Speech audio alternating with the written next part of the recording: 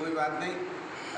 अधिक मास है और श्रावण मास है, भगवान शिव की बात ना हो तो अच्छा नहीं लगता। हालांकि हम राधा भाव को मानने वाले हैं, पर आदिशक्ति माँ परमेश्वरी पार्वती के ही सब रूप हैं। राधा भी पार्वती जी का ही रूप है और मातृशक्ति के रूप में पूजी जाने वाली जो 9 देवियाँ हैं वे भी सभी माता पार्वती के रूप हैं। तो शिव पुराण इतने संक्षिप्त समय में सुनाई तो नहीं जा सकती, पर केवल भगवान शिव की चर्चा थोड़ी सी की जा सकती है कि शायद भगवान की कृपा से कुछ पुण्य लाभ हम लोगों को भी प्राप्त हो जाए। सबसे पहली बात यह है कि भगवान शिव का अर्थ क्या है, भगवान शिव के नाम का अर्थ क्या है। तो भगवान शिव के नाम का अर्थ है कल्याणकारी, अर्थात जो दूसरों का कल्याण करे वो शिव। फिर आप यदि ध्यान देंगे तो सबसे पहले यदि भूत भावन भगवान देवादिदेव भगवान शंकर का जो स्वरूप है उसमें सबसे पहले हमें उनके शीश पर विराजी हुई माँ गंगा दिखाई देगी। माँ गंगा भारत की एक प्रकार से जीवन रेखा है और बहुत से प्रदेशों को तो गंगा ही जीवन प्रदान करती है। अगर दूसरे अर्थों में हम कहें कि हमारा जीवन कैसा होना चाहिए, हमारा जीवन दूसरों को जीवन प्रदान करने वाला होना चाहिए, दूसरा का जीवन को समस्या में डालने वाला हमारा जीवन नहीं होना चाहिए। हम जितना कल्याण कर सकें निरपेक्ष भाव से उतना ही कल्याण करने का प्रयास करें। दूसरी बात हमें भगवान शंकर के शीश पर जो दिखाई देती है वो है चंद्रमा। सिर्फ ये एक ऐसा ग्रह है जो 16 कलाओं से युक्त है। 16 कला का अर्थ क्या होता है? धीरे धीरे आगे बढ़ना और धीरे धीरे घटना। चंद्रमा हमारे जीवन में अनेक चीज़ों का प्रतिनिधित्व करता है। चंद्रमा सबसे पहली बात हमारे मन का प्रतिनिधित्व करता है। मन का प्रतिनिधित्व किस प्रकार करता है कि हमारा मन जो है उसे हमेशा शांत रखने का प्रयास करना चाहिए, ठंडा रखने का प्रयास करना चाहिए और अधिकाधिक हमारा प्रयास हो कि हमारा मस्तिष्क शांत रहे। 16 कलाओं से युक्त अर्थात बढ़ना और घटना। मनुष्य के जीवन में सुख और दुख इसी प्रकार हैं, वे बढ़ते भी हैं और घटते भी हैं।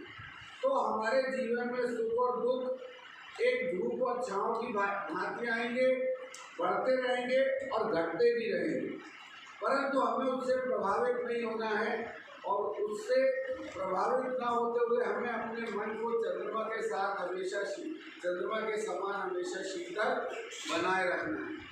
तीसरी बात, भगवान शिव ने अपने गले में विष को धारण किया हुआ।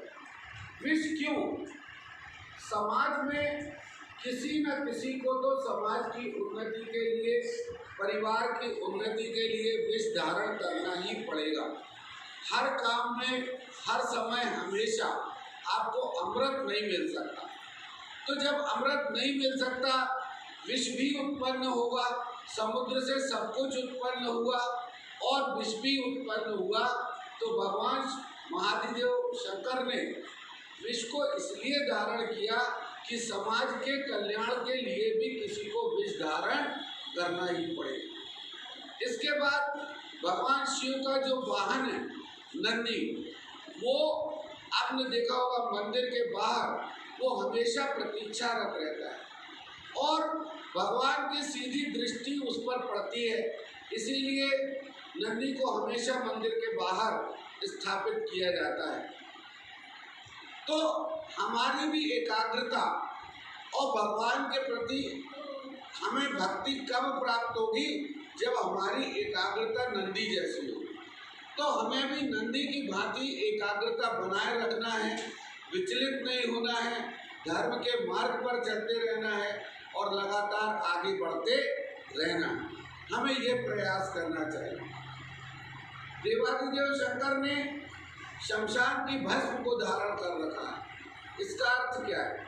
इसका अर्थ ये है कि एक दिन ये पूरा पूरा भौतिक संसार जो है ये भस्मीभूत होने वाला है, और ये जब संसार भस्मीभूत होगा तो अंत में सिर्फ बचेगी शमशान की राख ही। इसलिए भगवान शंकर राख को धारण करते हैं, और उन्होंने जो मुंडमाला धारण की हुई है वो ऐसा कहा जाता है कि वो वैष्णव भक्तों की मुंडमालाएं हैं जो भगवान शिव ने अपने श्रृंगार में धारण कर रखी। और तो और आप जानते हैं तुलसीदास जी ने रामायण में कहा हुआ है कि भगवान राम कहते हैं, शिव बैरी मम दास कहावा सो नर सपने मोहि न भावा, कि जो व्यक्ति भगवान शिव का बैरी है वो मुझे सपने में भी पसंद नहीं है। और चाहे राम कह ले और चाहे कृष्ण कह ले, ये आखिर है तो भगवान विष्णु के ही स्वरूप। तो हम शिव पुराण की बात क्रमशः अपने सत्संगों में प्रयास रहेगा कि जब तक श्रावण मास चल रहा है हम अधिकाधिक प्रसंगों में भगवान शिव के प्रसंगों को उठाएं। और इसी के साथ आज मैं अपनी वाणी को विराम देता हूँ। धन्यवाद। ओम नमः शिवाय।